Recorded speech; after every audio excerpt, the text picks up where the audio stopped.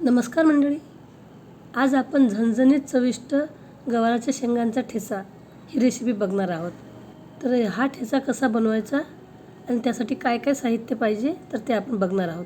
तर सर्वप्रथम आपल्याला गवाराच्या शेंगा मस्त कोवळ्या कोवळ्या विकत आणायच्या आहेत. तर तुम्ही गावरानसुद्धा शेंगा घेऊ शकता किंवा अशा प्रकारच्या शेंगा घेऊ शकता. त्यानंतर स्वच्छ धुवून काढा आणि त्याची मागची आणि पुढची जी टोकं आहेत तर ती तोडून टाका. शेंगा गावरान असतील तर एका शेंगीचे 2 तुकडे करा आणि हायब्रिड शेंगा असतील तर त्याचे 3 तुकडे या प्रमाणात शेंगा कट करून घ्या.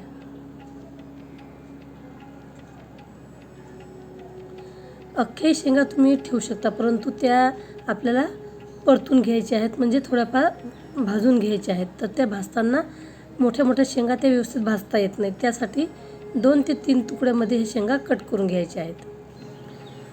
गवाराच्या शेंगांची आपण वेगवेगळ्या प्रकारे भाजी बनवली असेल, परंतु अशी चटणी खूप चविष्ट लागते आणि बनवायला खूप सोपी आहे. तर त्यासाठी 5-6 किंवा 7-8 हिरव्या मिरच्या घ्या.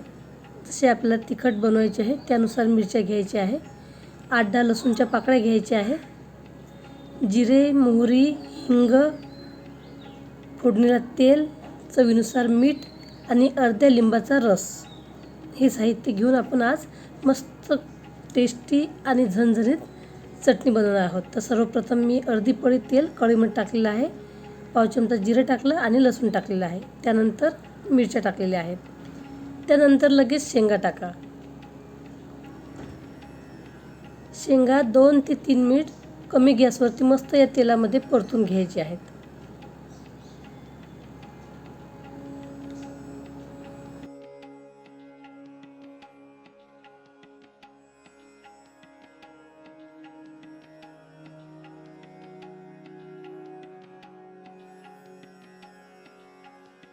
फक्त एक गोष्ट लक्षात ठेवा की शेंगावरती झाकण ठेवायचं नाही. शेंगावरती जर झाकण ठेवलं तर शेंगांचा कलर चेंज होतो. मस्त हिरव्या शेंगा राहण्यासाठी यावरती झाकण ठेवायचं नाही. 3-1 मिनिट तुम्ही मस्त शेंगा तेलामध्ये परतून घ्या. नंतर गॅस बंद करा.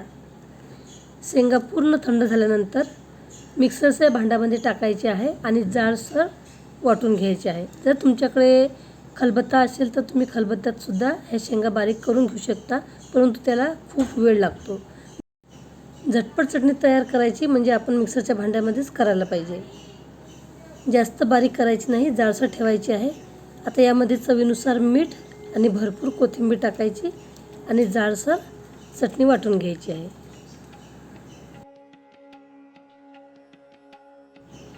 इतपत ही चटणी आपल्याला बारीक करायची आहे. तर राहिलेल्या शेंगा त्यासुद्धा आता मी कोथिंबीर आणि मीठ टाकून बारीक करून घेणार आहे.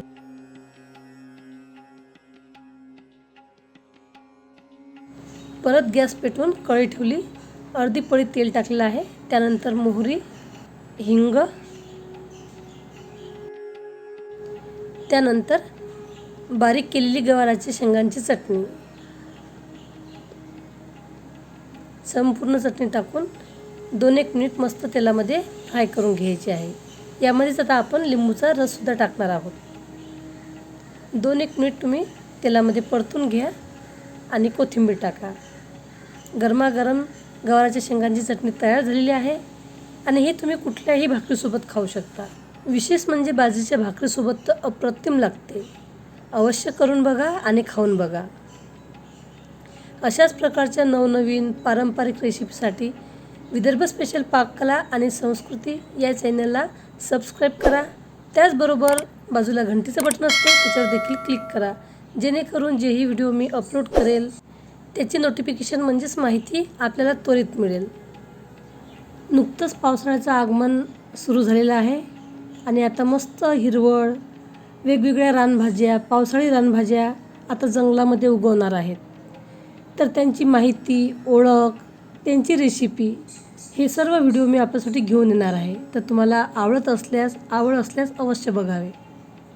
मस्त शेंगांची चटणी तयार झालेली आहे. आता आपण कोथिंबीर टाकलेली आहे आणि सर्व करून घेणार आहे.